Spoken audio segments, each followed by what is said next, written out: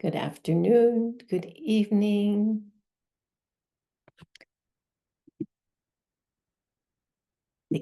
I keep getting bounced out of gallery view. I want to see some faces before we start class today. I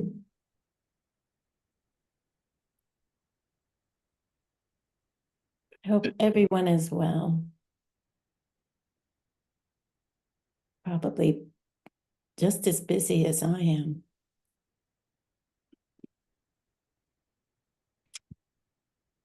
And I wanted to ask our Vietnamese family. There's been a very large storm, typhoon that came through northern Vietnam. And a lot of people are homeless and roads are broken and bridges are broken.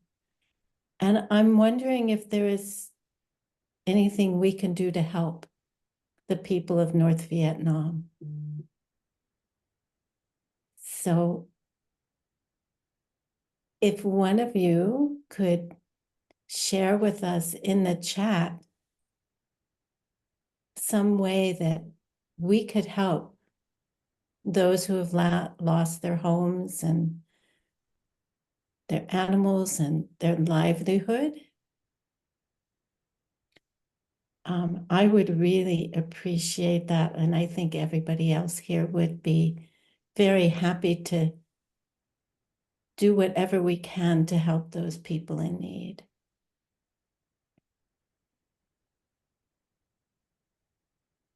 So Tin or Ben or somebody from Vietnam, if you can share with us how we can help before class is over. Yeah. Let's just take a moment to send our hearts out to everybody who is suffering in the world at the moment, whether it's from storms, physical storms, or just storms in their own lives. You know, wars, sickness, losing someone close to you. Whatever it is, let's just take a moment and send out our love to them. And that we may all be free of suffering very, very soon. And in this way, set our motivation for class this morning, this afternoon, this evening.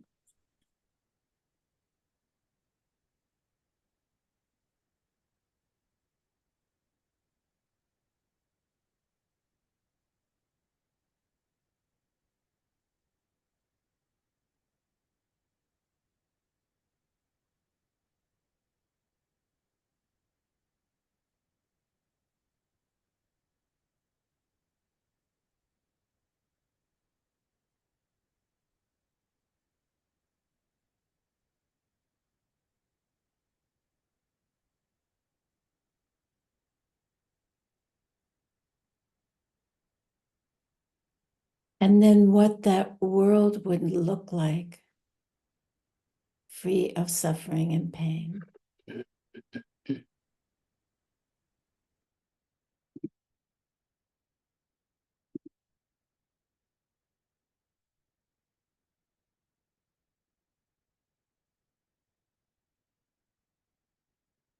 Here is the great earth, filled with the smell of incense, covered with a blanket of flowers. The great mountain, the 4 continents, wearing a jewel of the sun and moon. In my mind, I make them the paradise of a Buddha and offer it all to you. By this deed, may every living being experience the pure world.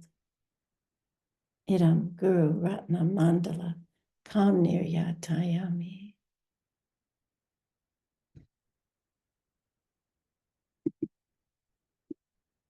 And we've already set our motivation that we're going to become enlightened beings to end all the suffering in the world. So let's just set that prayer even more strongly in our hearts. I go for refuge to the Buddha, Dharma, and Sangha until I achieve enlightenment. By the power of the goodness that I do and the rest in giving, and by the power of the goodness that I do in giving and the rest, may I reach Buddhahood for the sake of every living being. I go for refuge to the Buddha, the Dharma, and the Sangha until I achieve enlightenment. By the power of the goodness that I do in giving and the rest, may I reach Buddhahood for the sake of every living being. I go for refuge to the Buddha, Dharma, and Sangha until I achieve enlightenment. By the power of the goodness that I do in giving and the rest, may I reach Buddhahood for the sake of every living being.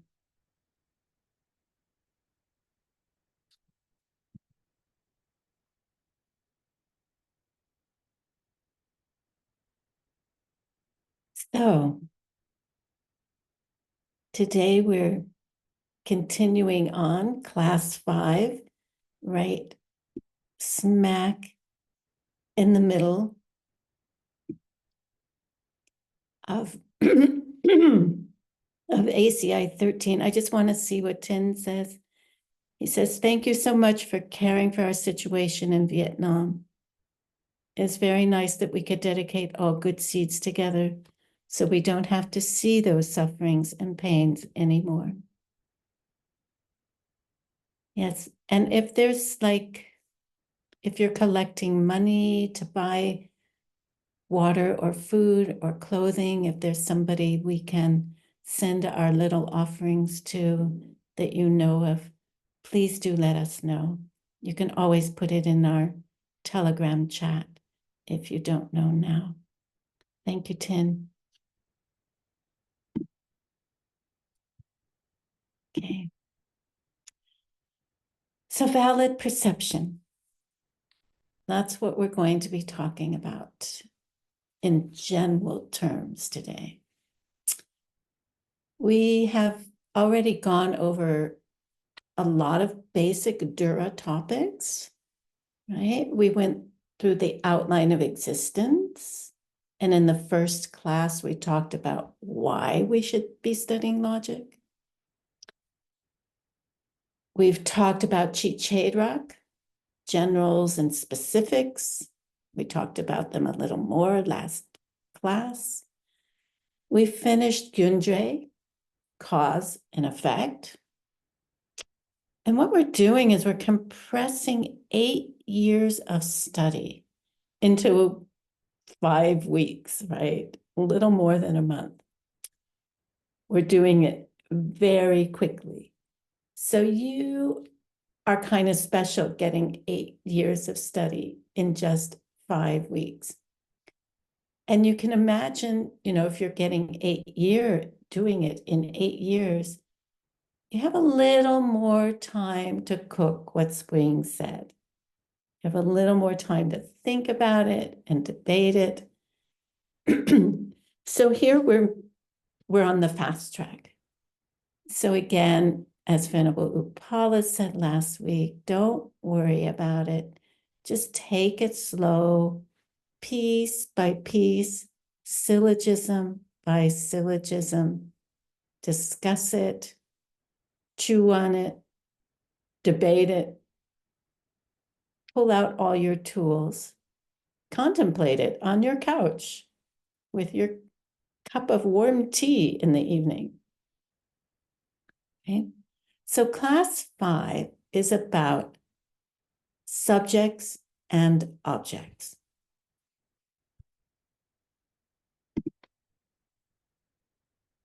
And our next important subject is Yule and Yule Chen. Say Yule, Yule Chen. Yul means objects. Chen means to possess.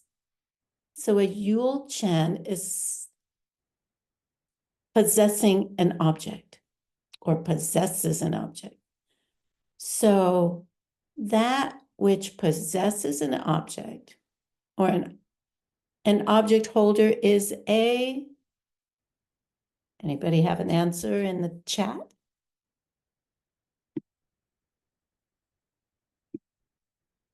Something that possesses an object. I possess a glass. Yes, subject. Exactly. Something which possesses an object is a subject. So we're now into the study of how we perceive things. Right? We started that with Chichedra, went on to it with Gyundre, and now we're doing Yul Chen, subjects and objects, and they're important. And this is kind of an excuse at this point for the logic scriptures to go into Buddhist psychology. Everything you ever wanted to know about Buddhist psychology. And it's a huge subject. It's called Semjung, mind and its mental functions. So there's the mind, and then there are 51 mental functions. And it's important to know how the mind perceives objects. It's especially important in the study of emptiness. It's not possible, of course, to cover all the detail of it in one class. So we're just going to do a rough outline of it. And if you study Yul Chen properly, you can throw out half of the explanations that you've ever heard about emptiness.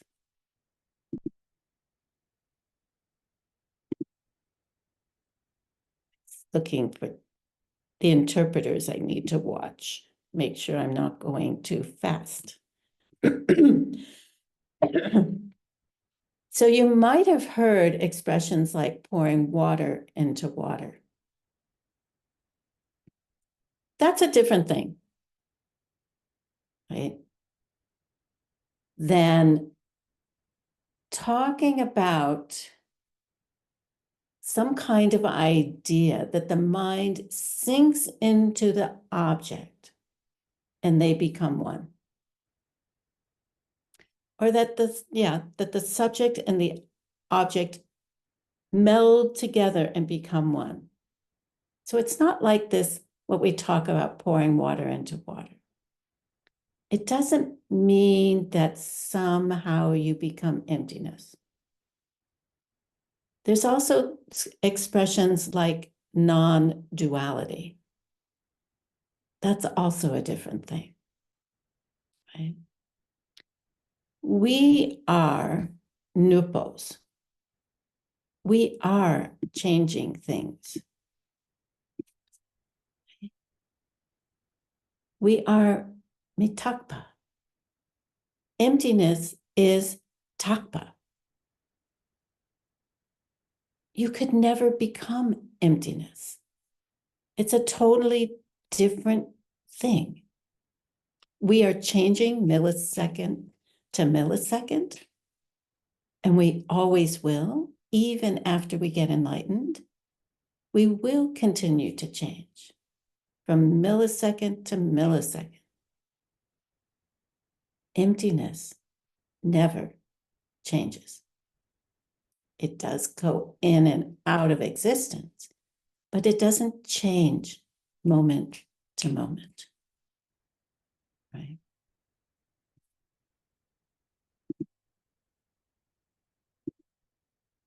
So what is the definition of an object? We need to kind of know that. Seme, valid perception, Shelwarjawa, Setseme, Shalwar, Jawa. Seme, valid perception. Shalwar, what is Jawa apprehended, right? Sema is an accurate perception. How many have you already had today?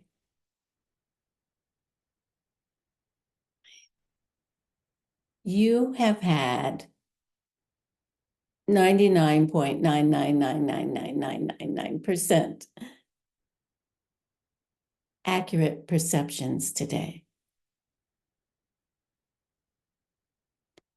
What isn't an accurate perception or a valid perception?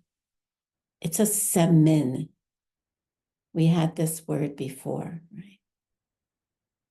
It would be if we were under the influence of jealousy or anger or paranoia, or if we were affected by drugs. That's a semin.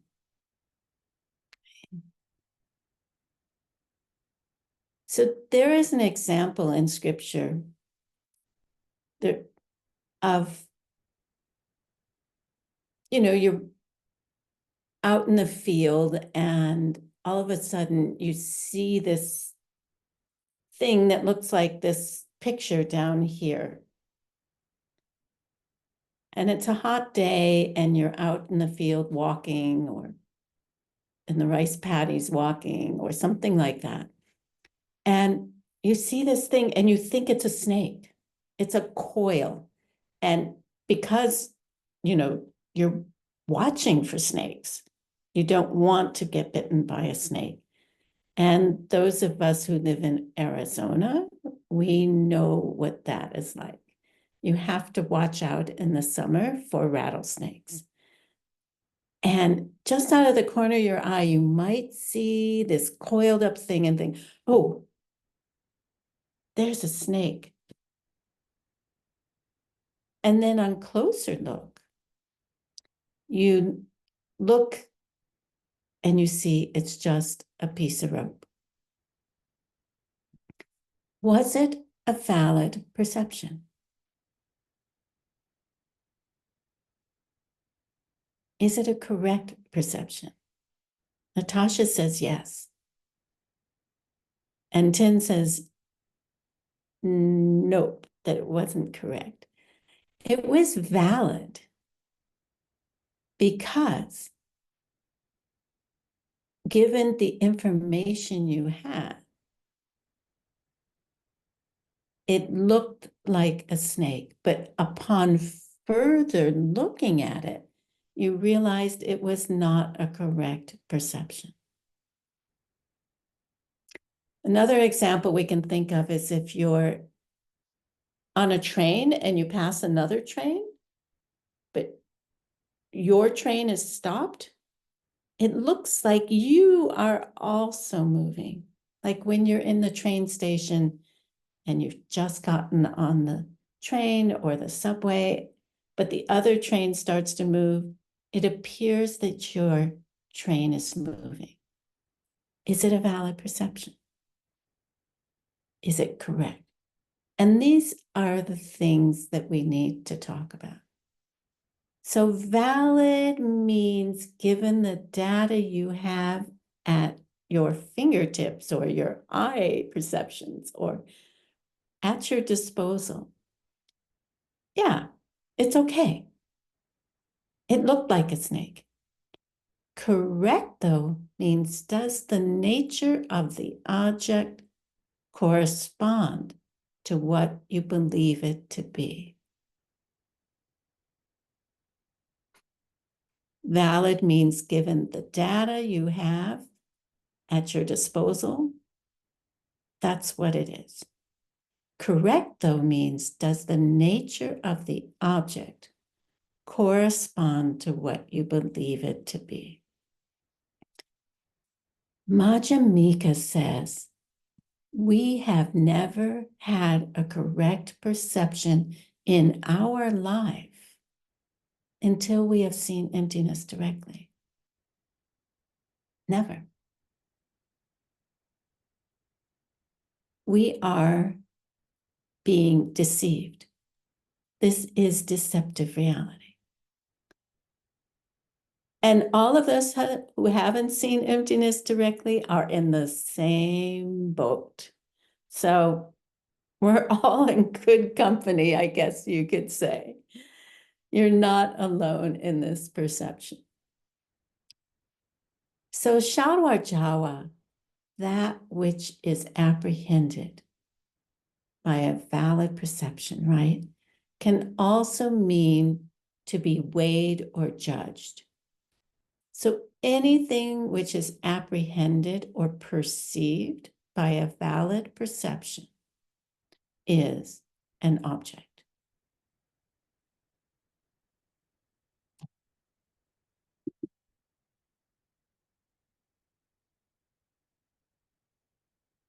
So we have some synonyms here. Yul, Yupa, and Shelja, rather. Sorry. Yul is objects. We just were talking about it. Yupa means existing thing. And Shelja is anything you can apprehend or perceive with your mind.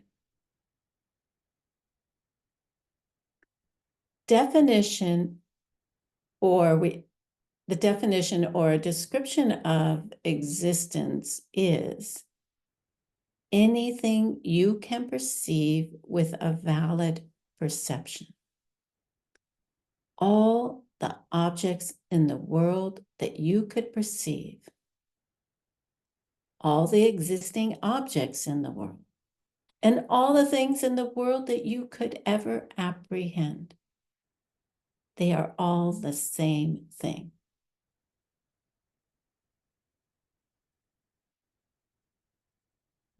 So Yule is another word for everything that exists. And it's important. Every existing object in the universe is a Yule, or an object in somebody's mind. You know, there's a lot of cosmic dust. We see it from the new telescope, right? The James Webb telescope. There's so much going on in the universe. And who's seeing it? Well, we're getting to see it through photographs now, but an omniscient being, a Buddha, sees it. They see every existing object. And now we get to see it. We get to see the stuff out in the universe, not directly, but indirectly.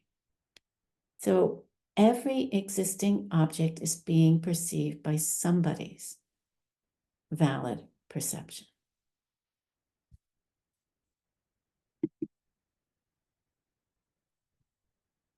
Yule can be divided into two types, nupos and takpa. Nupa, working thing, anything that performs a function. Remember these words? We get to go over them again. Anything that does something. And according to Buddhism, anything that changes and anything that does something is the same thing. By doing something, what happens? It changes. By changing, you do something. Now, tattva is the unchanging thing, or an unchanging thing, or just unchanging thing. So all Yules, anything you could ever perceive of in the universe, anything you could ever place your mind on, either belongs to Nupo or Takpa, either a working thing or an unchanging thing. Working thing changing thing, produced thing, made thing, caused thing are all the same. All nupos, all working things can be divided into 5. And what we're doing is we're working our way down the categories. And these are basic Buddhist concepts that we need for our studies later on, especially when we start studying emptiness.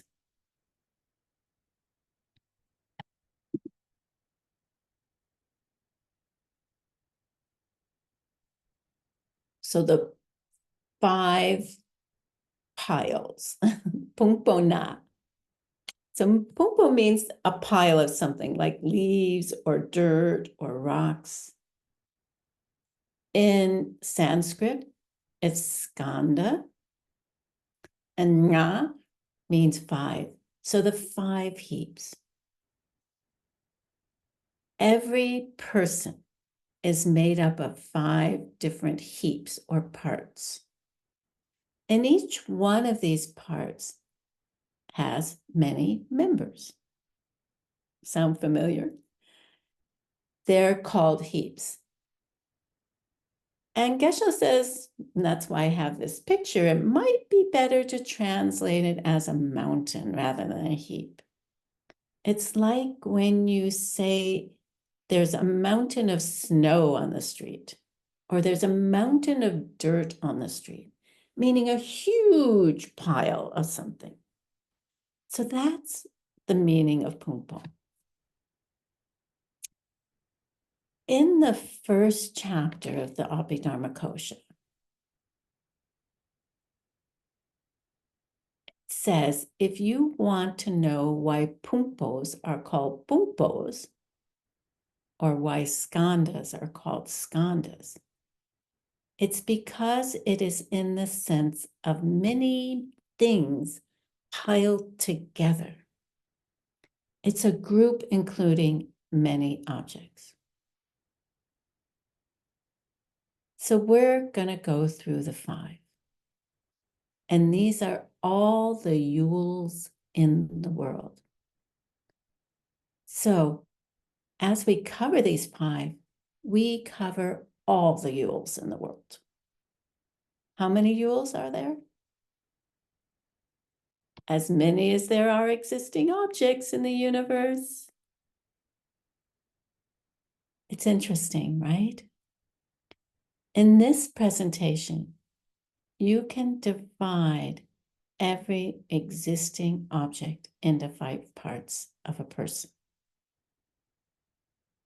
And the first one is sukh. We had sukh before. Do you remember what it was?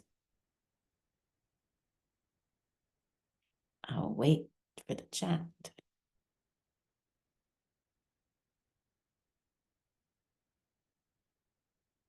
Physical form. So sukh is physical things, something you have to show someone for them to understand it, like glass. Excuse me. So it's physical stuff. How do you define blue? You know, the blue outside my window here, or the blue in this picture. You have to point to it and say, look, that's blue. You can't describe it to somebody, right? By seeing and showing. So, suksurungwa, sukitseni, we learned last week, seni is what?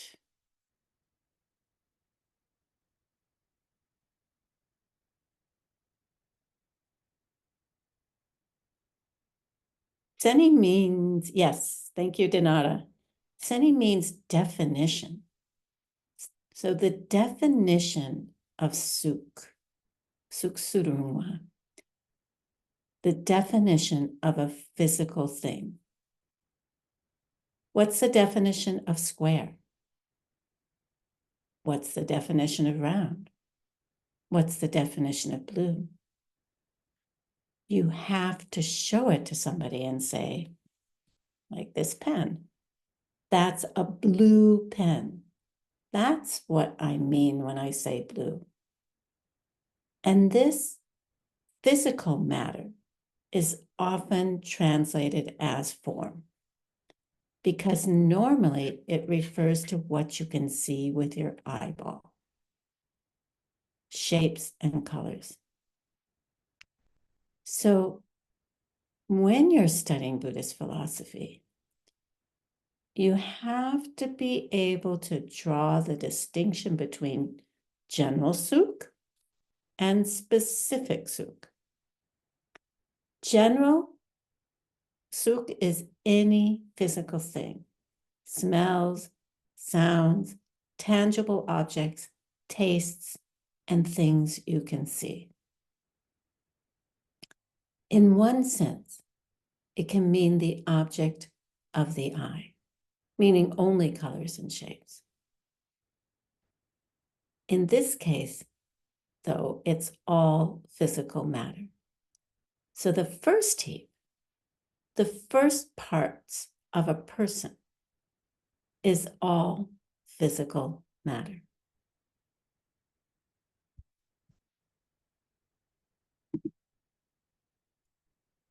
And there's a big debate in the Abhidharma Kosha about what it means to be Juisuk and Nangisuk. What it means to be outside physical matter and what it means to be inside physical matter. If we define inside as anything where your consciousness covers, then there's this huge debate about the end of your fingernails and the end of your hair, right? At what point does your hair become not sentient? At what point can you feel when somebody touches your hair?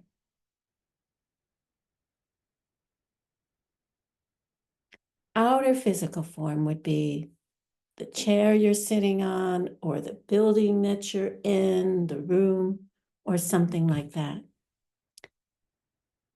Inner physical form would be, for example, your eye faculty. We're talking about the optic nerve inside your eyeball, the part of that eye that can detect color and shape.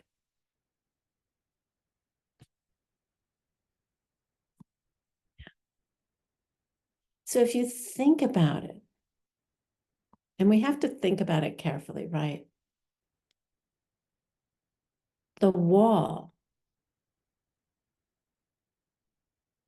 and the cat who just walked out my door, or walked by my window, rather. The wall is part of you also. It's part of your reality. It's hard to divide between the environment and my body. Where does my body stop? Does it stop where I've stopped touching things?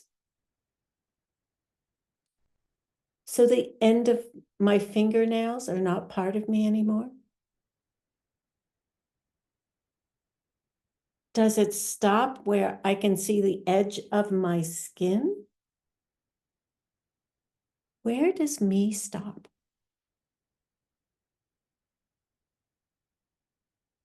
I remember cooking this one for a long time. Right? Where does me start and stop?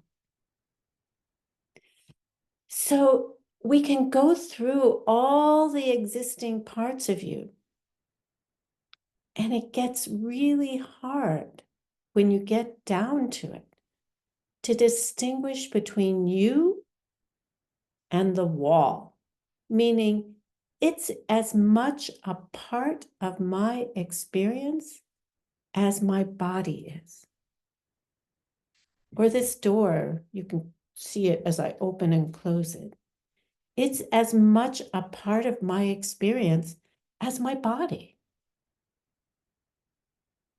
isn't it? But it's not connected. If someone hits the wall with a hammer, I don't say, ouch. Of course, I might if somebody did it in my house, right? It's like, ah! But generally speaking, even though that is true, it's still part of your experience. When you describe yourself or your being, a lot of that is the outside physical matter. And in this presentation, that's considered part of your physical body, the Rupa Skanda, the soup, right? Part of your first heap that makes up what we call me.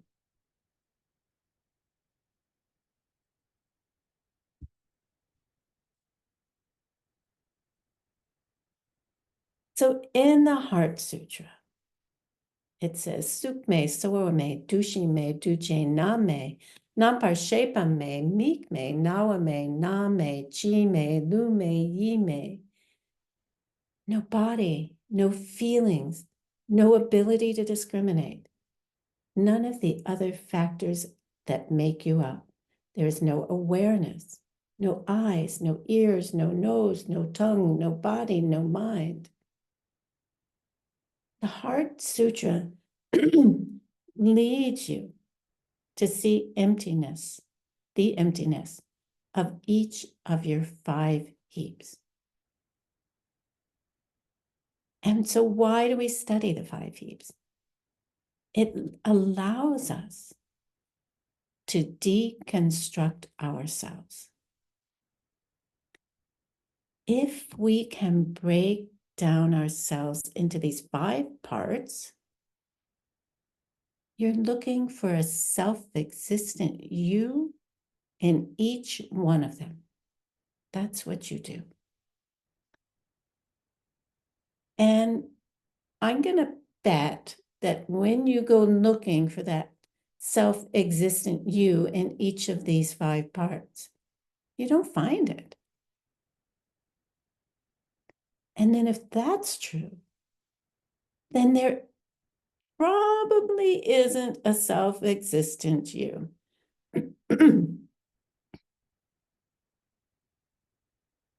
Right? So the exercise, especially in this first chapter of the Abhidharma Kosha, is to divide all of reality into the 5 parts called you, quote, right?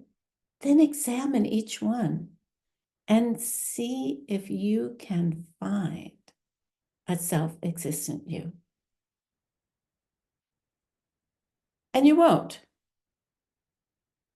Or I don't think you will. Let me know if you do find a self-existent you. And if you don't, then you can eliminate that possibility.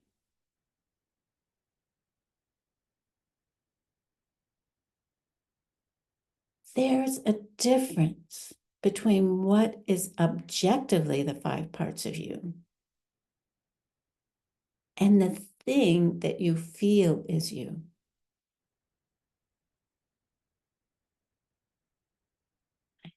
If you're really objective about it, you're a bag full of certain mental parts and certain physical parts. There is no independent you aside from those parts. So We've been living in our body and mind.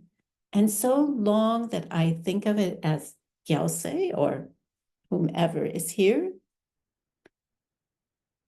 if you're objective about it, you're just a pile of pieces. Pumpo. There's no self-existence of you there, if you're really objective about it. It's just a bunch of parts. And even when you break those parts down, they break down into more parts and more parts and more parts, smaller and smaller parts. And be careful not to fall into nihilism. You do exist. It's just not the way you thought you existed. So the Abhidharma's first chapter is devoted to this, to deconstructing yourself. Go home and find you. There are 5 places, like 5 different rooms to look in for you. Then you can say with certainty, there's no pink 2-headed elephant in my house. And you know what? There never could have been, and there never will be.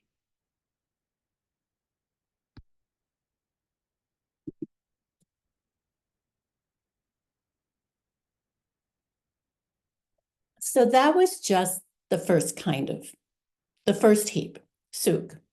Let's talk about the second heap, sorwa. Everybody say sorwa. Sorwa means feeling. This capacity of feeling. This is a mental part of you.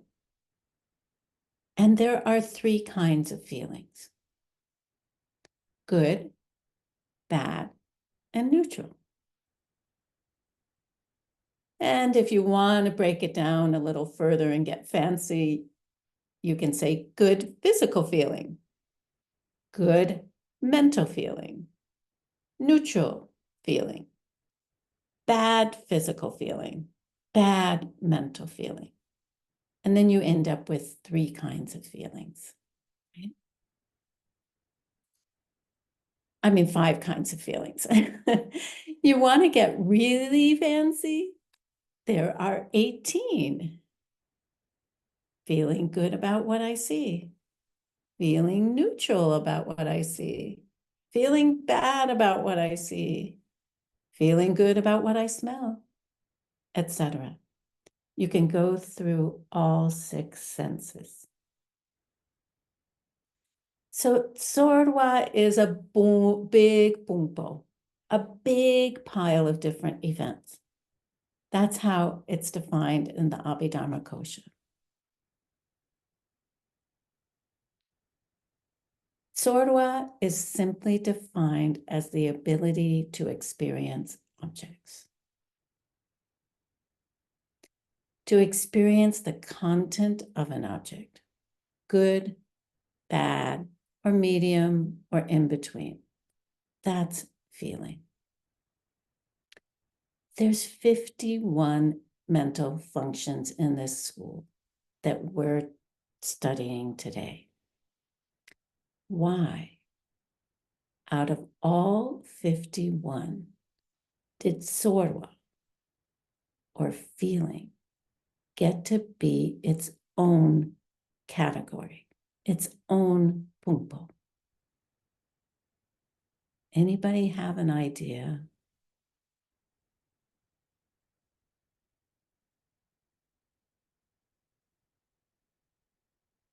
Because they create our suffering. Exactly. Yeah, it's what gets us in trouble. Yeah, Dinara. It's what gets us in trouble. It's what causes our suffering. I like this. I don't like that. I want this. I don't want that. And then we collect bad karma for the things we like and the things we don't like. Does that mean you should stop feeling things because they cause you all your trouble? No. Enlightened beings feel great and they like it and they want to keep it going, right? Does it mean you shouldn't be attached to your feelings and just let them go on like, oh, just watch them, just observe them? No. Enlightened beings, they enjoy the bliss that they have and they're attached to it. They want it to continue. They have no intention of going back to samsara or anything like that. Seriously. So all those things are not true. Does it mean that in order to get a good feeling, you should never commit a bad karma? Plant a bad seed? Yeah. That's what it means. Why? It doesn't work. To do something bad to get a good feeling is ignorance, because that isn't how those feelings come to you. To get something you want through stealth or forcing or whatever is ignorant, because that's not how you get the thing you want. It's not like you can't have your cake and eat it too. Enlightened beings have their cake and eat it too. They love to be in bliss. And they want to get everyone there too. When we do something ignorant, when we have ignorant liking or ignorant disliking, then that plants seeds for that ignorant disliking and liking to continue, and it plants the seeds for suffering. So that's why Sorwa has its own category, its own pile.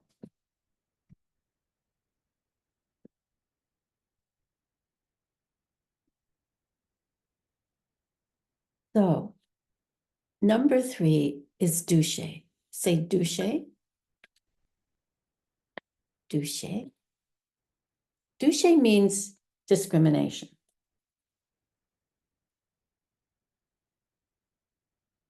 Get some more hot water here.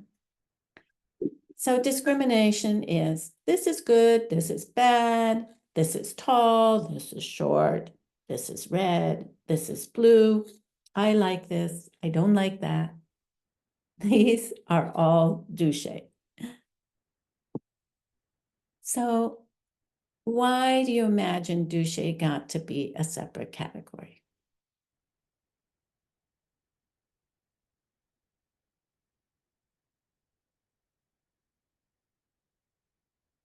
Anybody have an idea?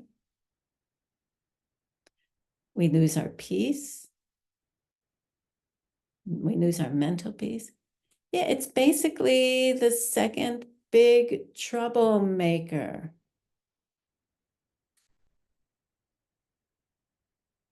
After Sorwa, it's a second big troublemaker. I like him. I don't like him. I like this. I don't like that. This is mine. This is yours. All of this is douche, right?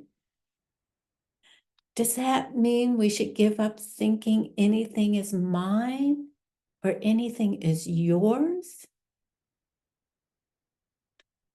Does it mean that we should ignore the distinction between what hurts us and what feels good?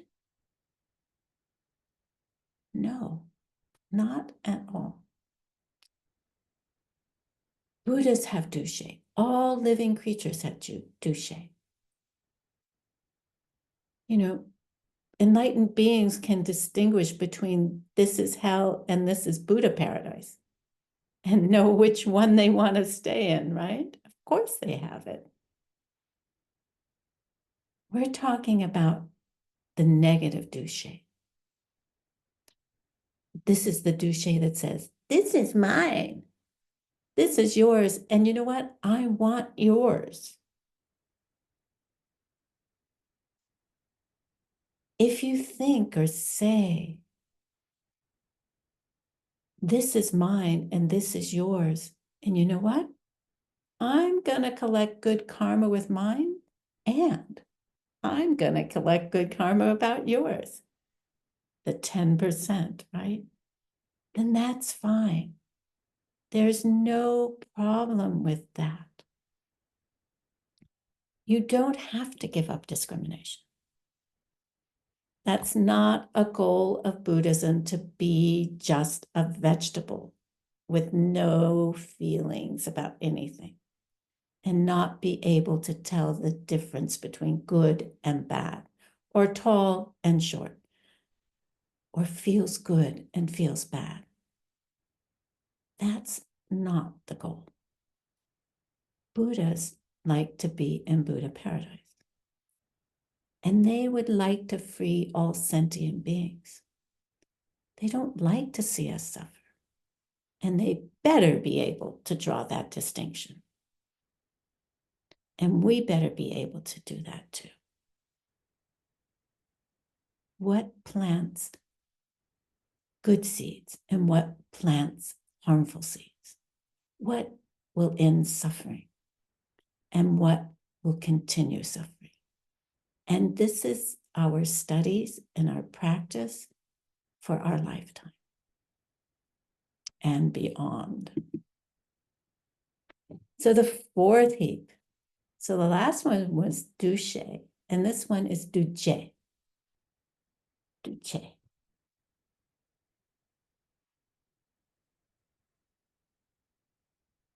So Geshe Pongpo Shile Shen.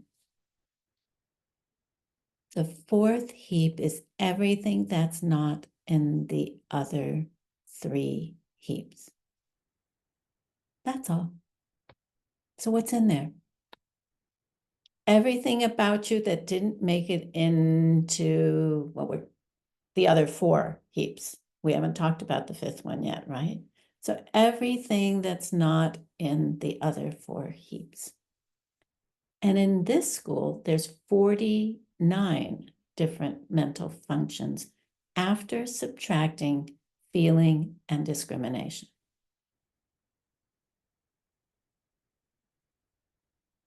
Utpala is here. Utpala's body is stuck in number 1. Her feelings are stuck in number 2. Her discrimination is stuck in number 3. And her consciousness or awareness is stuck in number 5. But Venerable Utpala is none of those. She has those, but she is a person.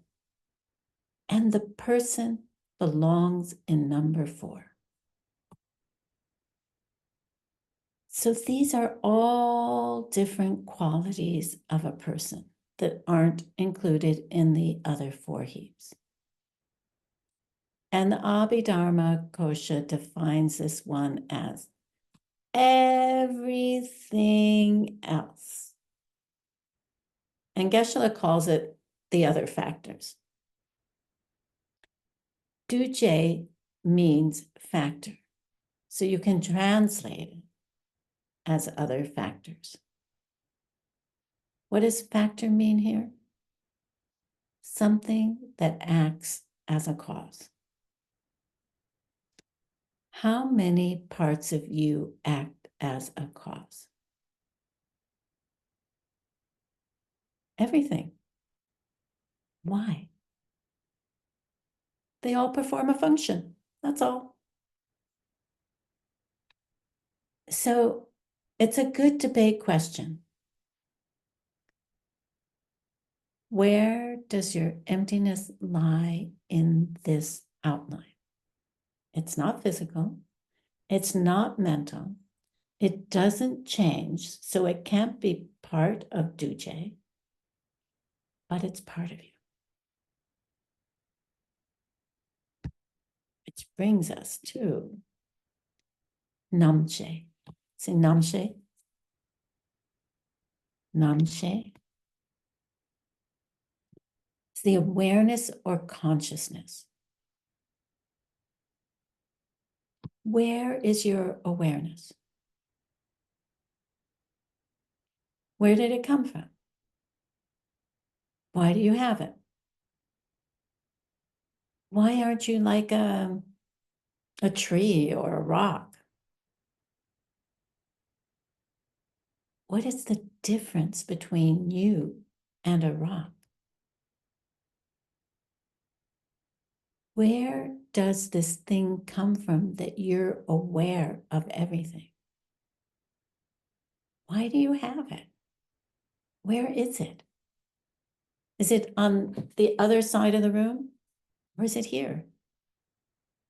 Is it in your refrigerator? Or is it right here?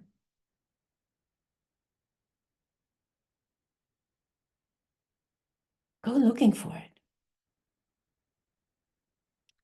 It's just this general thing that we have, that we are aware of everything. All the things that are happening to us right now. That we know things, we're aware of things. And there's 6 kinds of namshe. The first one is the I consciousness. The awareness of the I. Ear consciousness. Without it, you wouldn't be hearing anything. Nose consciousness. Take a moment. The smell in your room. The tongue. Not just taste, but the feeling of the tongue in the mouth. When we're talking, what the tongue is doing. Right? The body. And then hearing your own thoughts in your mind. So we have just done very quickly a rough outline of objects as it is treated in this subject.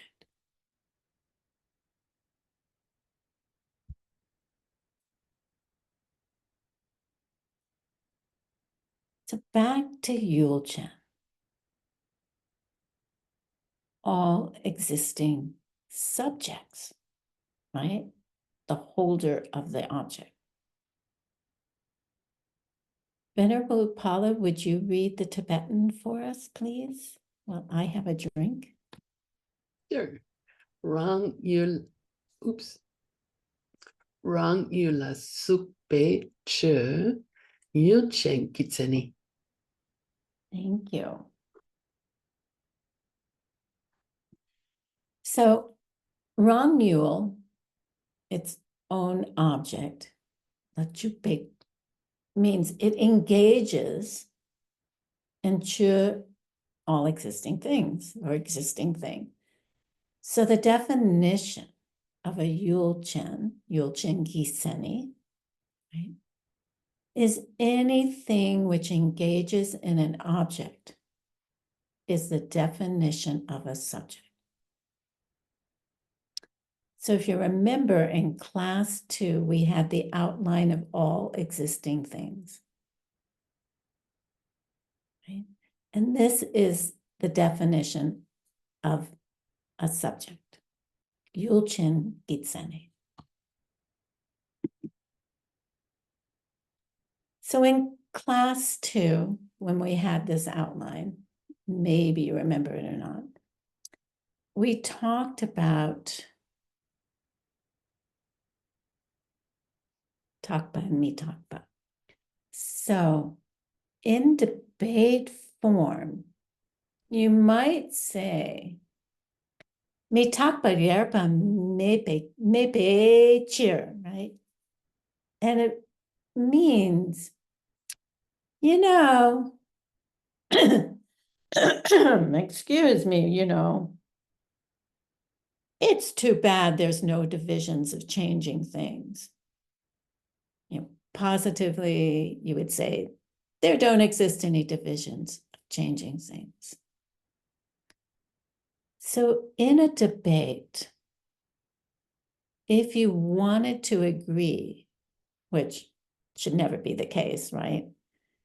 Because if I'm a good debater, I should bring something to debate about, especially the opening debate, right? But if I am not so sharp, which is generally how I am when it comes to debate, and I'm a dumb debater, and I brought up something that we didn't need to fight about, then my opponent would just say, may.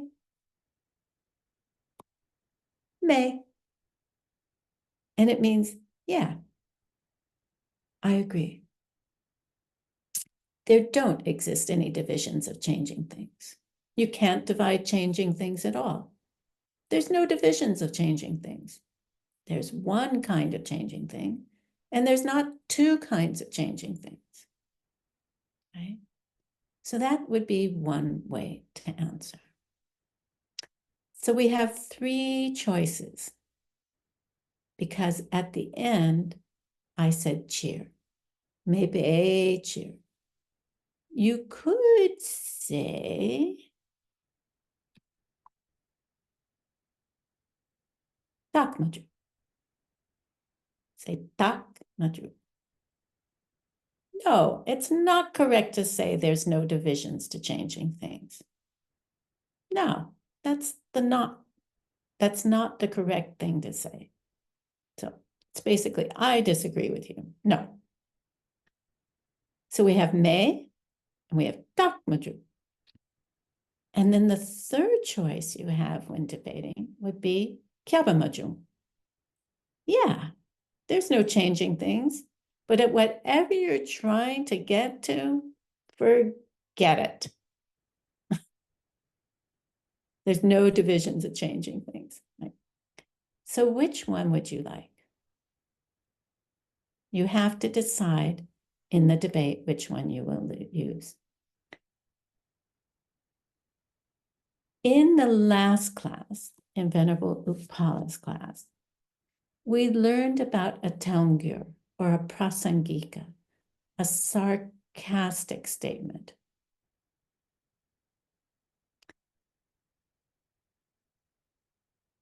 You're telling me that there are divisions. You're telling me there are divisions. You get this kind of disgusted look on your face. And it's kind of like saying, hey, that was a stupid thing to say.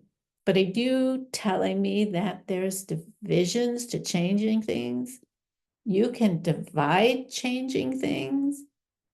And then you have to say, duh, yeah, that's what I said. So this is our logic thing that we're going to talk about today. And you say it with authority, duh. It kind of sounds like it. Yeah, that's what I mean. And duh is the same as the duh in dukkha, which means the desire realm. So we, desire meaning, yeah, I agree. I agree with that. And then as you go on, there's shok, which means like, shok is joke. It means give it to me. Let me have it. Present it, please.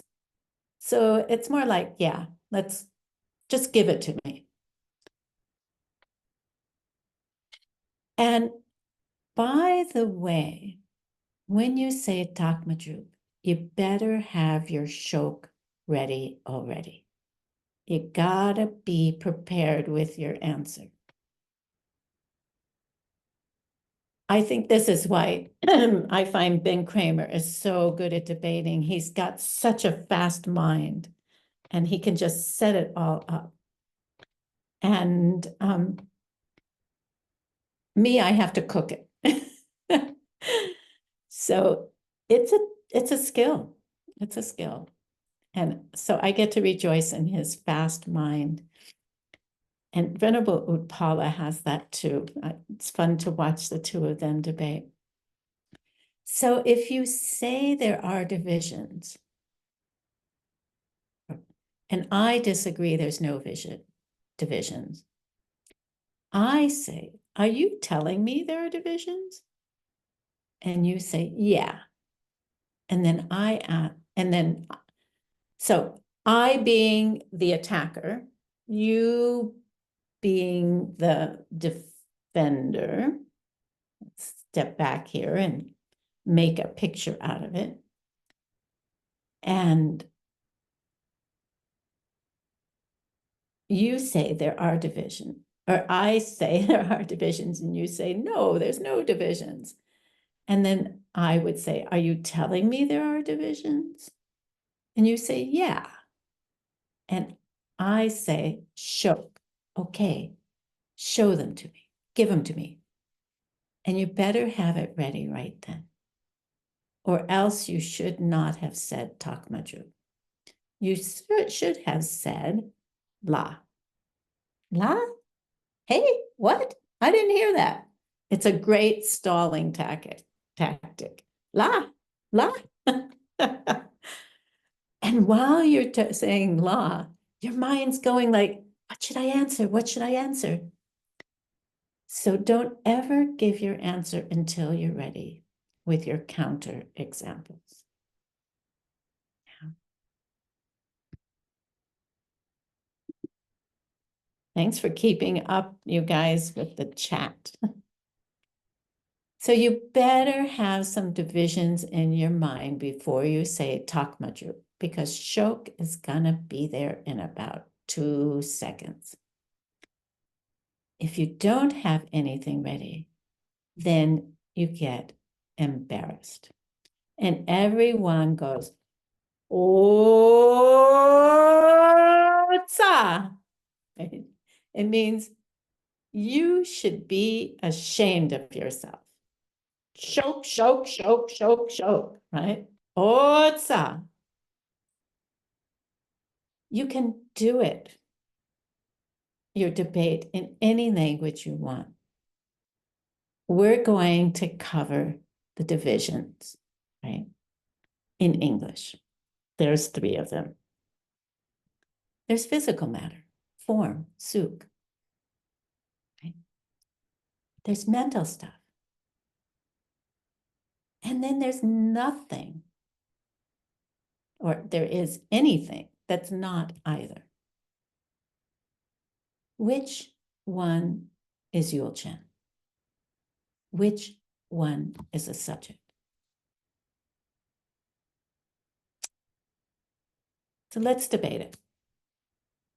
How about, I'm going to pick on Venerable Utpala again.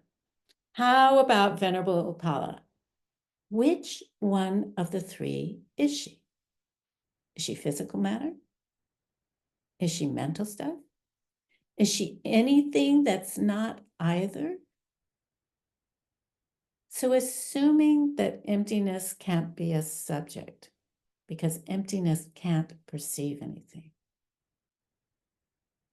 where are we going to put subjects? We have to choose between mental, physical, or something between. Which are we going to put it in?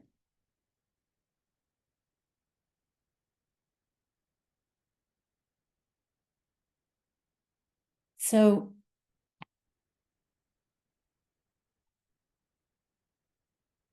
you might say, oh, let's put it in mind. So, oh, you're telling me it's in mind? Duh, I am. If I had to choose between those 3, mental thing, physical thing, or something in between, I'll choose mental thing. And I better have a counter example ready. So you set up the debate like hours ago. You're thinking about it, and it's like, the way I picture it is like a set of dominoes. You set up one, and then when that one falls, it hits the next one, and then it hits the next one. It's like you set up how you want this debate to go. And if they say this, we go this way. If they say that, we're going to go that way. So you have all the counter examples ready because you've reviewed it over and over, and it's all in your head. So let's talk about Venerable Utpala again. I guess she can't be a subject then because she's physical matter. What would you say, Venerable Utpala, to that? I can't debate with a crazy person. You could say that. How about Takmadrup? So you could say Takmadrup, or yeah, I can't debate with a crazy person. But in this case, we'll say Takmadrup. Your reason's not correct. What is she? She's between. She has a body. She has a mind. But Venerable Utpala is neither the mind or the body. There's something else called Venerable Utpala. There's something else called Venerable Gyelse that possesses those two things. But I said, right? Subjects have to fit into a mental category. We do agree that her mind is a subject. But according to you, Venerable Utpala can't be a subject. She can't engage in an object if you say she's mental stuff. She can't engage in an object. She can't drink a glass of water. She's just mental stuff. So then you have a choice. You can say both. How about both? So your mind can be a subject and you can be a subject. Why? Because you fit the definition. And remember what the definition was. Any existing thing which can engage an object.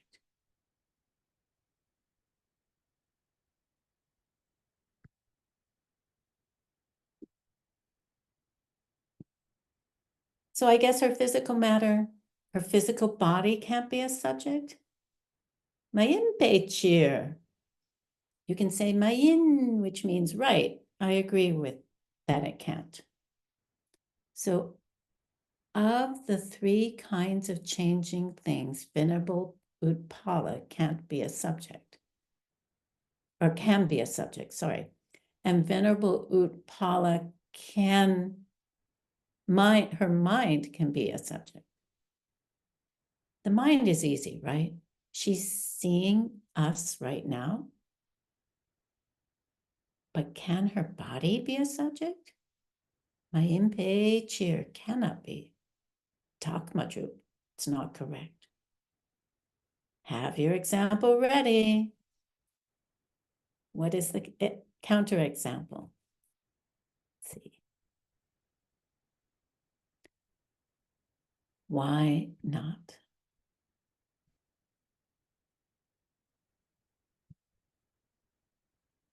There's 3 more ways to answer.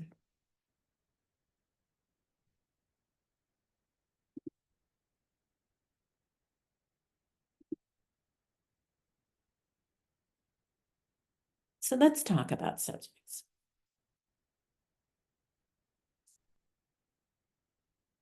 Three different kinds of subjects.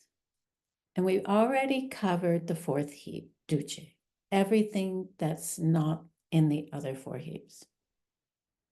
We agreed that Venerable Utpala can be a subject because she can drink a glass of water or her coffee this morning. She can engage with an object. She can engage with that cup. She can engage with us. And we also all agree that Venerable Utpala's mind, her visual consciousness, for example, is engaging with an object right now on Zoom. Like she's seeing me, she's seeing you. But can her body be a subject? Can it be a subject? Are you telling me her body can't be a subject? So if we were to debate this, her body, Mayimpe cheer, and then if you said Takmadrup, no. So the subject, the Yimpatel, are you telling me she can't be a subject? Her body can't be a subject? Duh. And then it's why? Why? Can the person, Venerable Utpala, in our class, which is neither mental nor physical, be a subject? In one sense, we can say yes, because Venerable Utpala can decide to focus on something. Can her physical body also be a subject? In one sense, yes, because her physical optic nerve, her eye power, can engage in a visual object and send the message to her mental awareness. That eye power is a contributing factor. It allows the visual consciousness to exist. So think about it.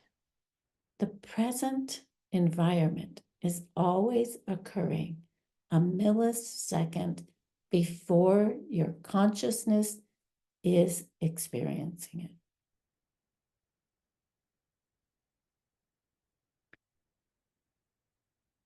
It says in the final analysis, only mental things can be subjects, because only mental things can have a valid perception of an object. That's pretty intense, right? Say it again. In the final analysis, only mental things can be subjects, because only mental things can have a valid perception of an object. There are three kinds of subjects. The first one, Tradok, which is an example, states of mind acting as subjects. Number two, types of physical matter acting as subjects. So this is the Mikiwampo, the eye sense power. And then there are things which are neither mind nor matter, nor physical, and are acting as subjects. Kangsak, a person. It is the idea of the person. It's neither mind nor matter.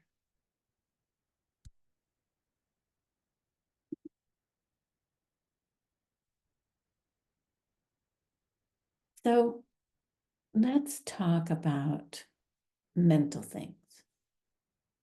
Okay. Shepa, mental things. There's Rangrik and Shenrik. Rangrik is self-awareness. In psychology, it's called apperception. The ability of the mind to know itself, self-awareness.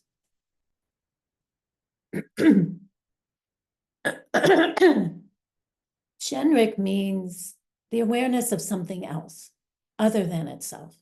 Shen means other, right? Or something else. In Sautantrika, they believe that all types of awareness can be divided into these two: self-awareness and awareness of other things. So what is the definition of self-awareness? It's the ability of the mind to be aware of itself at the same time that it's perceiving something outside. And that's called Zinnam. It is the ability of the mind to be aware of itself at the same instant that it's perceiving something outside. For example, when I look at the blue of the pen, it's too close. There's an awareness of the blue, but there's also an awareness of looking at the blue. There's an awareness of seeing the blue, and there's an awareness of the blue. And that awareness that I'm watching, that blue, is called Rangrik in this school. The awareness that I'm watching blue is called Rangrik. And Master Shantideva goes through a long story why, according to Madhyamika Prasangika, the highest school of the middle way, this is a wrong idea. Then the Tantrikas say, well then, how do you remember I saw blue if there's no self-awareness of seeing blue? How do you remember that if there's no Rangrik? Like tomorrow, when I go to work at the college and I'm sitting down for lunch and I'm thinking about today's class, and I say, I saw a pen because I remember talking about the self-awareness of a thing. How do I remember that I saw a pen if there wasn't any self-awareness at that moment? Master Shantideva would say, if you remember blue, you must have been there, right? There doesn't have to be some separate awareness of yourself at that moment. We're talking at the same moment. A millisecond later, you're aware of yourself. That's a different thing. Okay? You were there, else you wouldn't remember it. Very simple. The Sautantrikas believe that at the very same instant that you see the blue, you're already aware of yourself seeing blue. The other schools say, not necessarily. The higher schools say, there's no such thing as the mind being aware of itself at the same moment as it sees something else. It is aware of itself in the next millisecond. This is what the higher schools say. And they say that's okay. You can't be perceiving an object at the same time that you're perceiving yourself having that perception of the object. They can't go on at the same time. The mind cannot simultaneously hold two different objects in its mind. You and the object you're perceiving. So one comes a millisecond after the other. And our minds are moving so fast our awareness is moving so fast, we are not aware of that. And thank you, Venerable Utpala, except for the mind-only school, who holds that the mind can perceive and the perceiving of an object at the same moment. It's perceiving the object, right? Which is what the Sautantrikas are also saying. You can perceive the object and perceive the perceiving of the object at the same moment. Madhyamika Prasangika does not say that. So, Rangrik. Now we're on to Shenrik. It can be divided into two. Don't you love all the divisions? It helps us break it down, right? To break down our understanding. So remember that Shenrik is the awareness of something else. And these two divisions, there's Sem, which is main mind, and there is Semjung, which Semjung means all of the mental functions running around in the mind. So Sem means the main mind or your primary mind, your primary consciousness, or the mind itself. That's how to think about Sem. Semjung, all those mental functions that are running around in the mind, like what? Feeling, discrimination, attention, concentration. Tingensen, single-pointed focus. Even bugs have a form of samadhi, of Tingensen.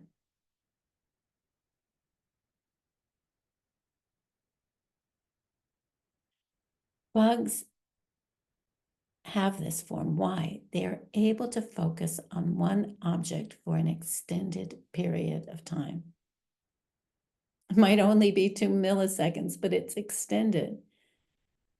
Have you ever watched ants? Seems like they can focus longer. And that's enough to call it Tingensen, according to the Abhidharma. Every mind in the universe has some ability to pay attention to something for a while. How about your phone? How much time can you focus on your phone? It's become a big problem, right? Every mind in the universe has some ability to pay attention to something for a while.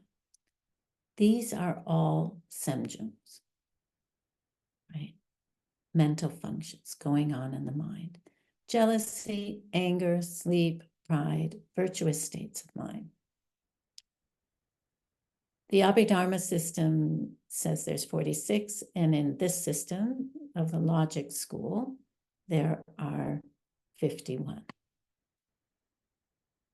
Mind and its mental functions, semjung. Another way to divide mental things is sema and semangilo. Sema, remember what that was?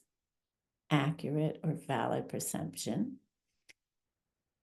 And semangilo means the opposite of that. We talked about semen earlier. Lo means the mental event or the state of mind. And semen means not an accurate perception. So it's a mental event that is not an accurate perception. And we talked about it before. Like when we're on drugs or drunk or angry or paranoid or jealous. When we have misperceptions due to strong emotions. Other things that happen too, like in Tibetan, they say the appearance of trees moving because you're in a boat rowing. We talked about the train, right? It looks like we're moving, but we're still, and the other train is moving. So, and then a typical example in the scriptures is rowing on a lake, and it looks like the trees on the shore are moving, that we're not moving, right? Is what it looks like. It makes me think about for some of the first movies they made, the actors, say they were on a horse, would be on a still horse, and the background would move. So it looked like the person was moving, right? Very early on when they first were producing movies. It's kind of like that. So that's, as we said earlier, a semen, and just reminding you that this is another way to divide mental things.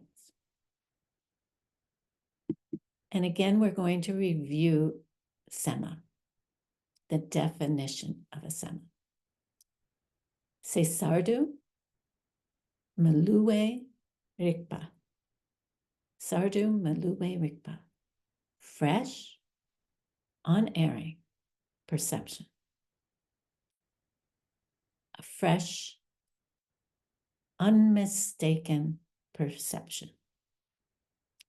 And why do they say fresh? Anybody know?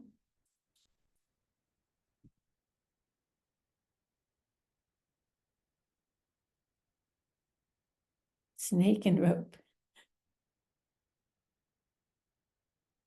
To eliminate memories. So yeah, in this school, memory, something to do with memory, right? In this school, memory is not a sema. It is not a valid perception. And they have a list of states of mind that are not valid perceptions, and one is memory. In Madhyamika Prasangika, they say it's okay.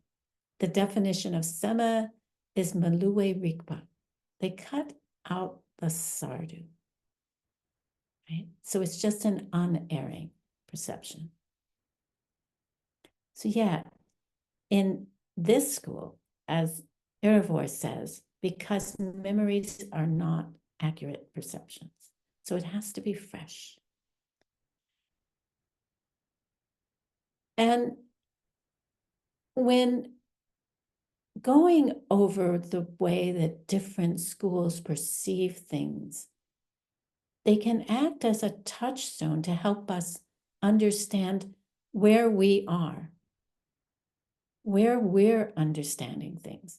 Is this way they're explaining it? Is that what I understand the best? Well, what about this one? Then that helps us to think about, well, they think about it differently. Let me check that one out.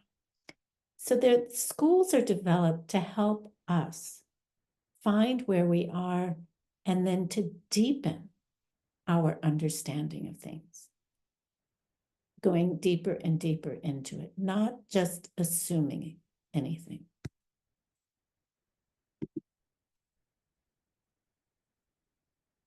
So let's talk about those accurate perceptions, those semas, those pramanas, those valid perceptions. There's two kinds of those. We have Nunsum Sema and Japak Sema. Direct valid perception and deductive valid perception. So Nunsum is the direct valid perception, like a perception of the color of my shirt, blue, right? Your awareness of your thoughts would be a direct perception. In this school, self-awareness would be a direct perception.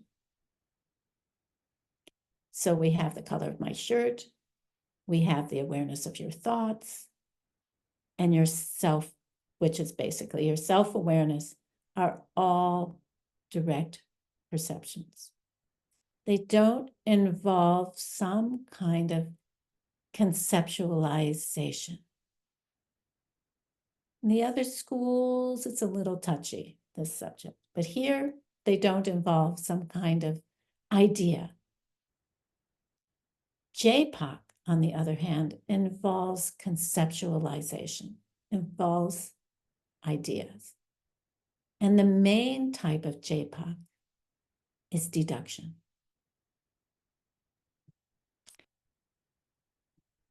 There are three kinds of JPOC. The three kinds of conceptual perception as opposed to direct perception, right? And for JPOC, deductive, you have to go through some kind of conceptual process, especially in the case of deduction. Take sound. It's a changing thing because it's made. If, based on that statement, you perceive that sounds are changing things, you just had a JPOC, a deductive, valid perception. You can see a lot of things with JPOCs that you can't see with nunsums. Your first perceptions of emptiness, are they JPOCs or nunsums?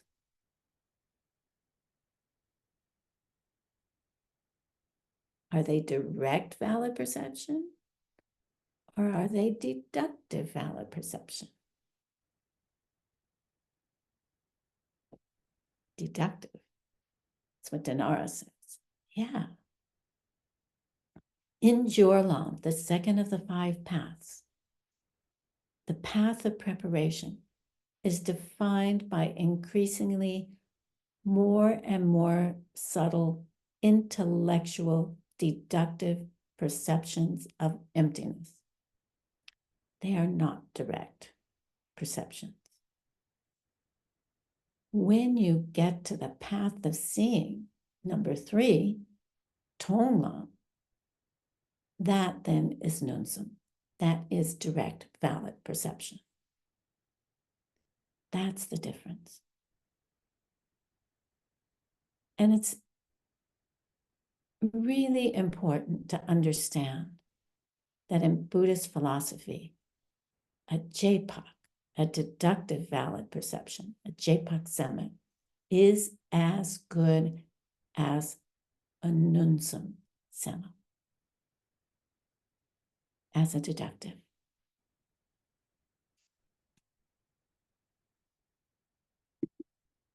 So what are those 3 kinds of JPOC?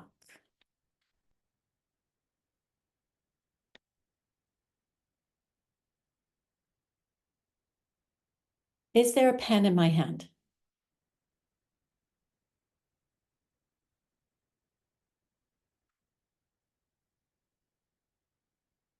Is there still a pen in my hand? Did you hear any sound? Did you hear it hit the ground? Right, I assume so.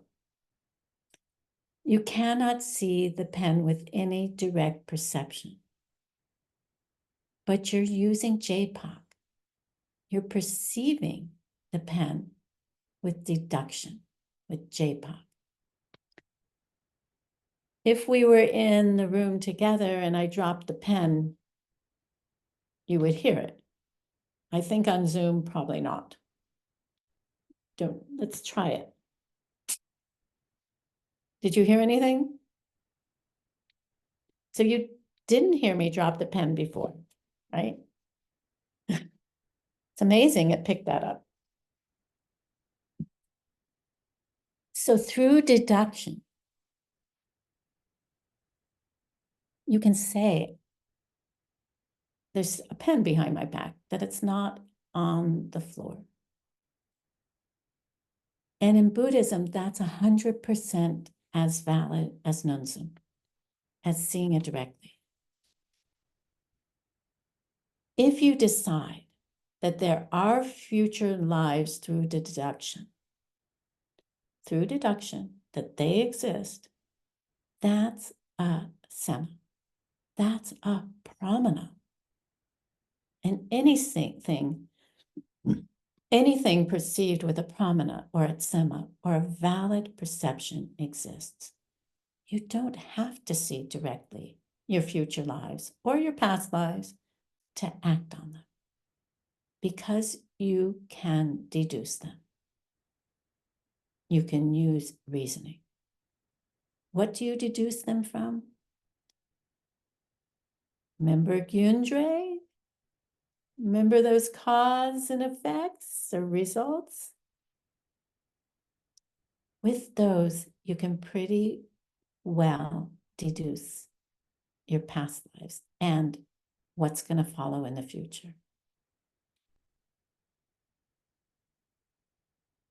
If you understand this clearly,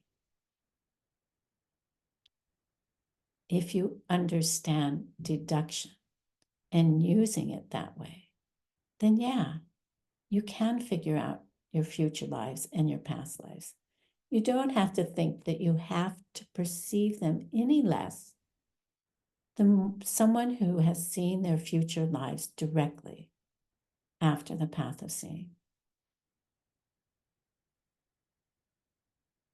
Anything that's a sema, that sees, is existing, period. That's the definition of existence in Buddhism. So, in Buddhist philosophy, if you perceive something with these, one of these three, it exists as really as I'm holding this pen here. And the first one is Utpala. It is the deductive conceptual perception based on a deduction, based on logic. She had a blue thing in her hand. Her hand moved like that. I didn't hear anything hit the floor. Therefore, the pen is still there in her hand. That's a deduction. So we can say, pen chu chen, consider the pen. It is in her hand because it was there a moment before. She put it behind her back, and I didn't hear anything hit the ground. In cheer, right? And you can say yin or right. If you agree, you just repeat the verb yin. In cheer, because it exists. Yin, right. Because it exists behind my back.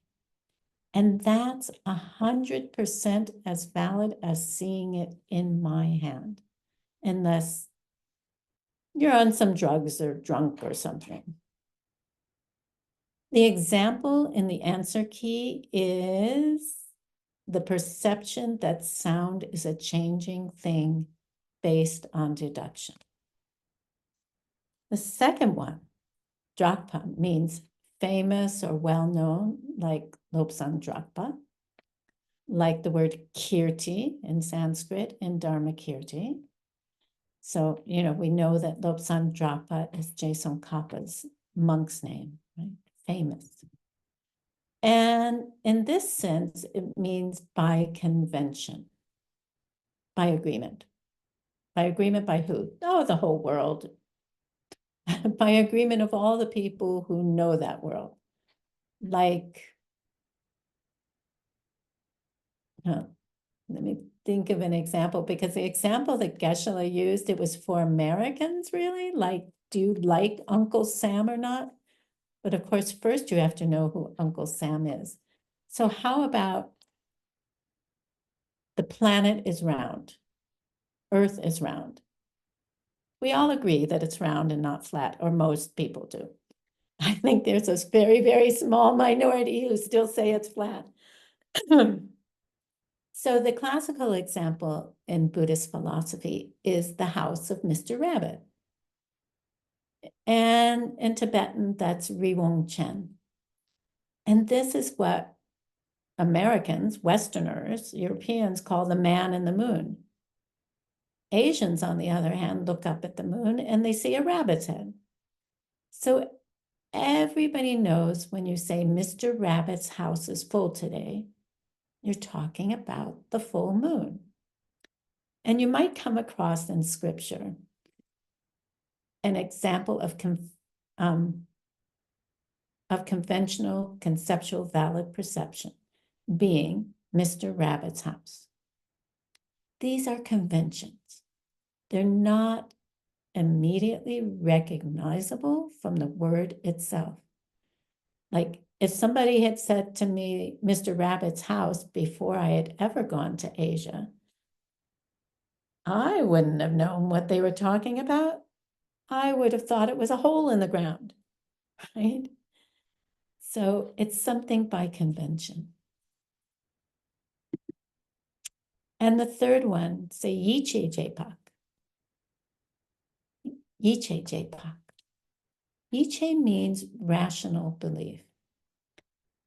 This is where you have a valid perception of something that really exists. Because someone who is for you an unquestionable authority said so.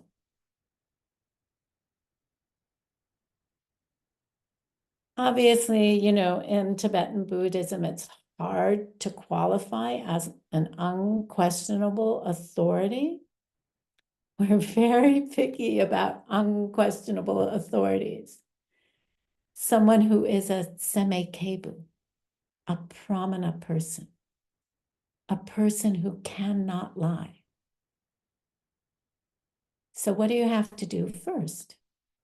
Through deduction, through your experience, you have to establish that the person in question cannot lie.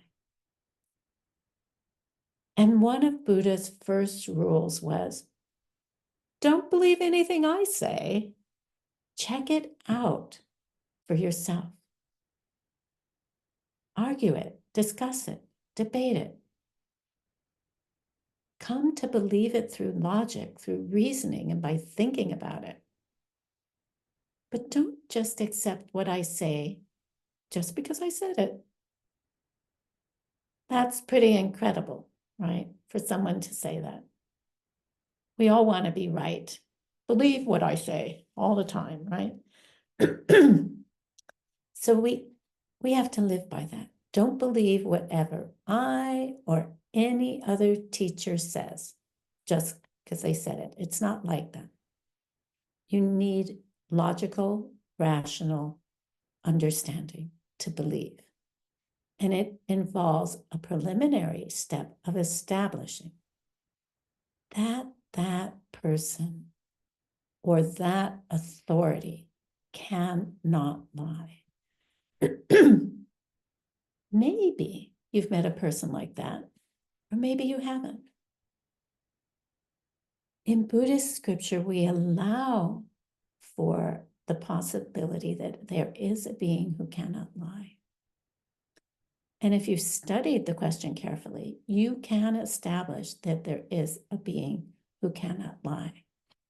Then, my nose is itching, then you can just sit and listen.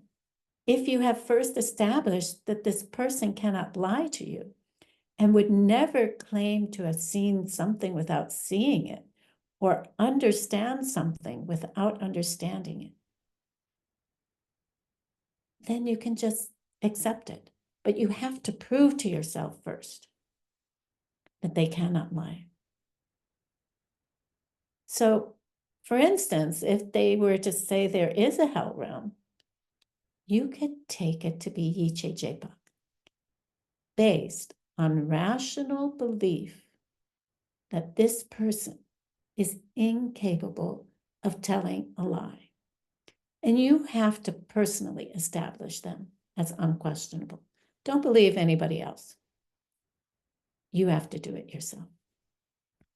If you're not, then you're not allowed to have a Yiche Jepak.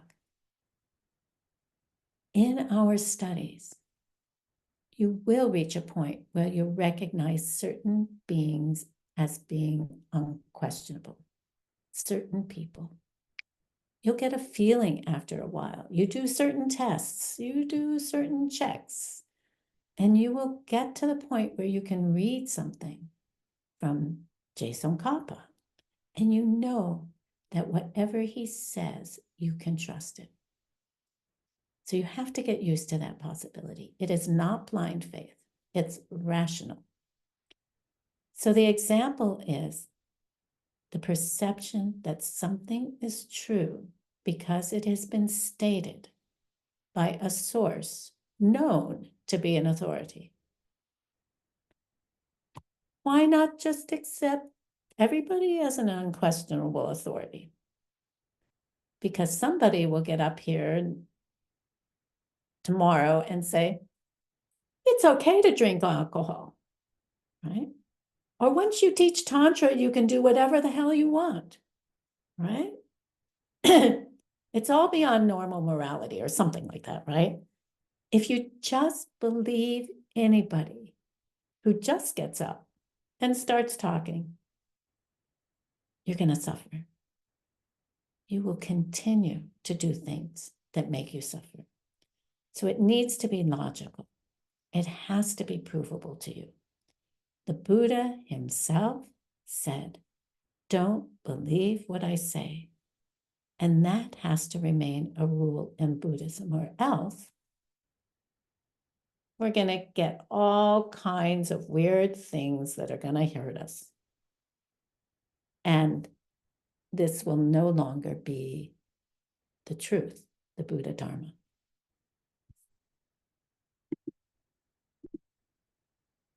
So once a student asked, how can you call the Buddha a person who never lies? If we all know that when he was teaching people of lesser capacity, the Buddha often simplified things to the point where technically it wasn't true anymore. For example, the Buddha taught self-awareness. There is a scripture where Buddha teaches self-awareness. And when you get to the higher schools of Buddhism, they say that's not correct. It doesn't exist. He taught it as such and such a Buddhist school. He presented it as such a such Buddhist school. And you have to say it that way. Course 15 is a subject called Trangne, the art of interpretation, right? How do you know when the Buddha was speaking literally? And how do you know when the Buddha was speaking figuratively? I mean, Lord Buddha said, kill your father and your mother. Did he really mean kill them? He meant if you're not able to practice a spiritual life at home, staying with your parents, then move out and go somewhere else. That's what he meant. You have to know how to interpret the Buddha. And how do you know when he was speaking literally? And how do you know when he wasn't? And that you will cover in ACI 15, the last course before the Daylon review. In between, you get Lojong. So we don't have much time here. I'm going to run through this. Sorry. Formal logic for tonight. So nobody, Takitsene Yibiye Cheer, nobody on earth could ever give a definition of a reason. Tak Madrup, wrong. Are you telling me that you could? Duh. Shok. Anything you put forth as a reason, anything you give as a reason, you can put forth. Takisene Yimbe tell, rather. Are you telling me that's a reason? Duh. The whole debate goes like this. Nobody on the earth could give me a definition of a reason. She says wrong. He says, Oh, are you telling me somebody could give me that reason? Duh. All right, show. What is it? Anything? And then she'll say, anything you can put forward as a reason. I said, that's the definition of a reason? She says, yeah. So that last thing, I said that, is that the definition of a reason? Duh. That last thing, that last step is a reconfirmation. Just checking. Is that what you meant to say? And you say, duh. Yeah, what do you want to debate about? Duh. So I guess any reason you put forth is a good reason? Why did you say that? I didn't say that. Who said that? Right? So, teacher. So tell, we learned last week, telling you're right is a sarcastic statement. Cheer because. Teacher, why do you say that? And when do you use teacher? When I say, I guess anything I put forth is as a reason is a good reason, I added a word, right? I added good reason. So you say teacher. Why do you say that? Who said that? And this is what you have to learn tonight. To answer a tell, well, to answer a tell, not a telnger, to answer a tell, a statement, right? There are two answers to a telnger, to a sarcastic statement. And we talked about it, Venerable Utpala talked about it in her last class.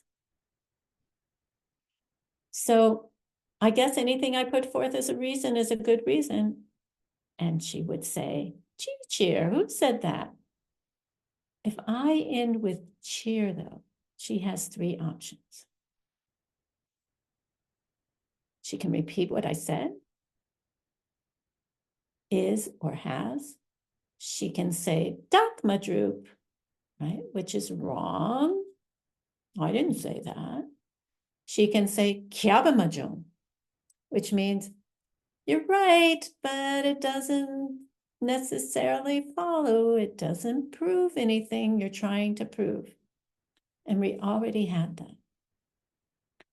So we don't really have a lot of time to go into this tonight because there's only 3 minutes left or today. If I say the sky is green because it has color,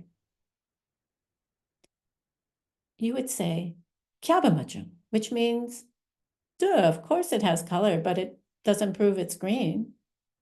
If you say takmaju, what would it be? The sky doesn't have color, so you don't say that because the sky does have color. So you can't say takmaju. Consider the sky because it has color. You can't say takmaju. You have to say kyabamajum, not necessarily. Because it has a color doesn't prove it's green.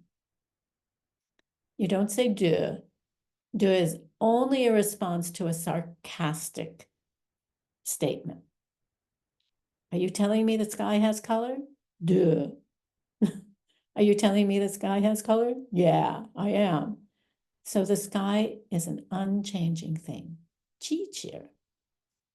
So you have to get used to these 1, 2, 3, 4, 5 different answers. One is just to agree, duh. One is takmaju. Nope, that's not right. One is kyabamaju. Yeah, what you say is right, but it doesn't prove anything, right? And if I come down with a tell, are you telling me the sky is blue? Duh. Okay, you can say that. You're telling me the sky is green, right? Chi cheer. And there is also yin, meaning I agree, And then Natasha says, what about la? La? Huh? What are you saying? Say it again, right? So these are just some of the words and some of the ways that you can respond when you're in debate. We're going to go a little bit over, you guys. There's 3 more slides of content. And so please hang in there. I hope nobody has to leave. If you do, you can catch it. You can catch the audio and the PDF of this class. So 3 kinds of good reasons. Last thing.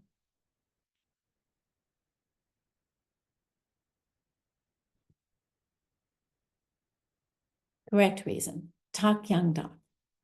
First chapter of the Pramanavartaka. Dre Tak Yang Dak. Dre means Drebu. We had it last class. It means what? Remember Gundre? Yes, Roxana. It's a result, an effect or a result. So Tak Yang Dak means a good reason. Dre Tak Yang Dak, a good reason which involves a result. And the most famous example from Buddhist scripture for the last 13 centuries is consider a mountain pass where there's a big cloud of smoke. So you're sitting in a valley and you're looking out towards the mountains, and there's a mountain pass behind it, and you see a huge cloud of smoke. Du dengi lala chu chen. Right? May day. Du yu be cheer. Consider a mountain pass covered with smoke. There must be a fire over there because there's a big cloud of smoke over there. Right? That's the classic correct reason where the reason is the result. That's the first of the 3 types. Consider a mountain pass covered with smoke. Hey, there must be a fire over there because there's smoke. Where's the smoke? Where there's smoke, there's fire. And that's a classical proof in Buddhism. That's the first kind.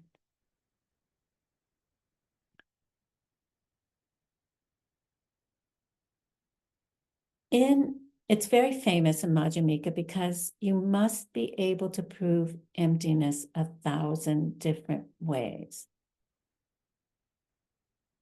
When you finally see emptiness directly, you better be able to prove it to about 1,000, with using about 1,000 different ways.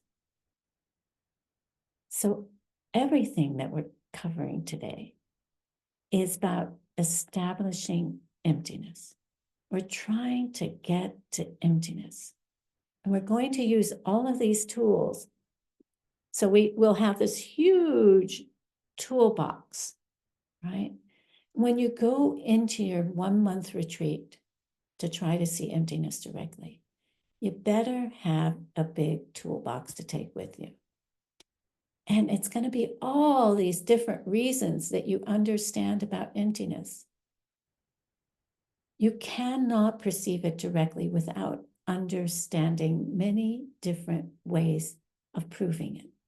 Looking at it from this angle, and this angle, and this angle, right? And that's the whole point of this class.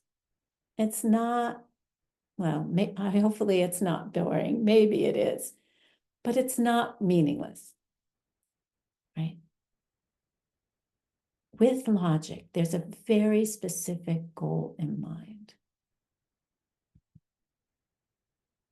If you get good at this, the odds that you will see emptiness directly in this life are much higher. If you never get good at this, the odds are very lousy. So you have to work on it. The second one is Rangi Tak Yang Dak, a correct reason which involves a nature. So I just want you to know the name of it because it's on your homework. You don't have to explain it. We'll get to it next week or Thursday in Venerable Utpala's class. It's a correct reason based on some kind of nature. And number 3,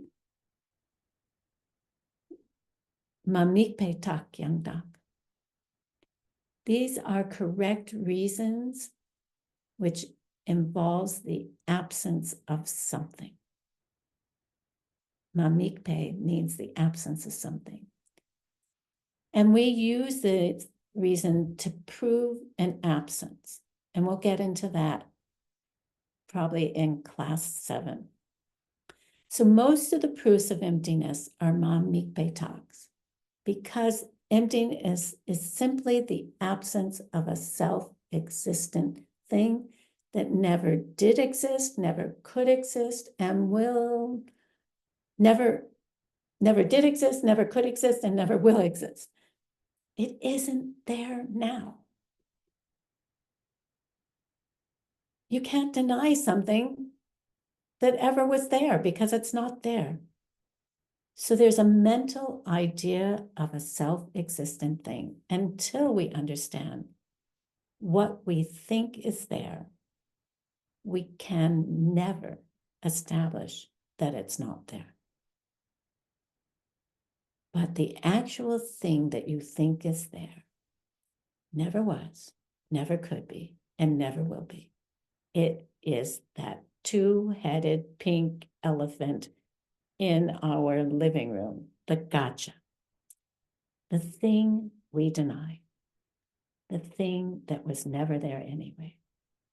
And we are trying to prove the lack of it, the absence of it, the emptiness of it. And that's where we're headed.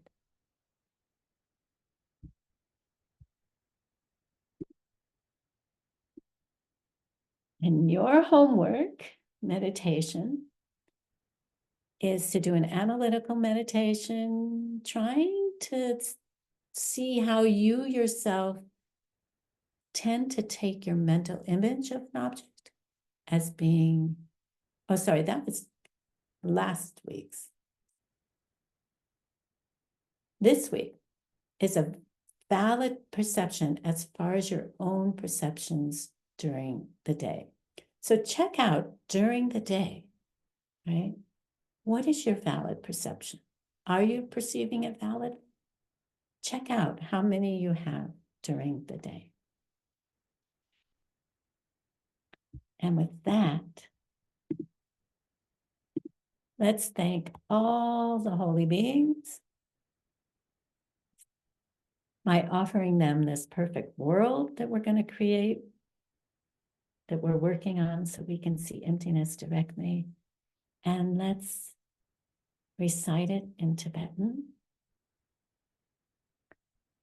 Dashi Puki Jukshing Metok Cham Rirab Ningshi Yende Gempadi Sangye Shindu Mikte Urwargi Chokun Namdak Shingla Chupar Shok Iram Guru Ratna Mandala Kamnir Yatayami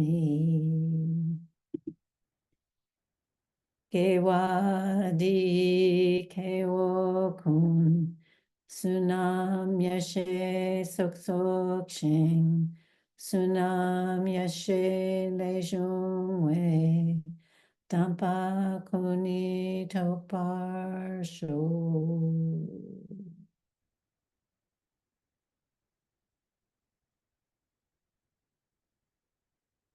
Thank you for coming. Thank you for hanging in there. Thank you, interpreters, for keeping up with me.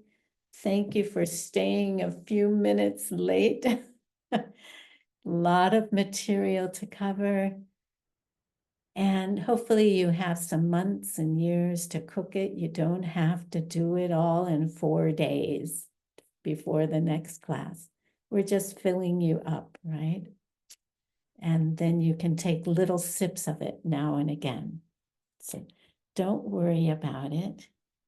And let me get out of this.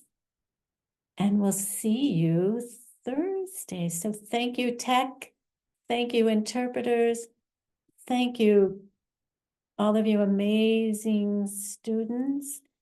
And Vietnamese team, please let us know how we can help. So that we can help and we can create a better world and we can plant some good seeds. And it's a win-win situation for everybody. So thank you so much. And see you on Thursday. Bye-bye.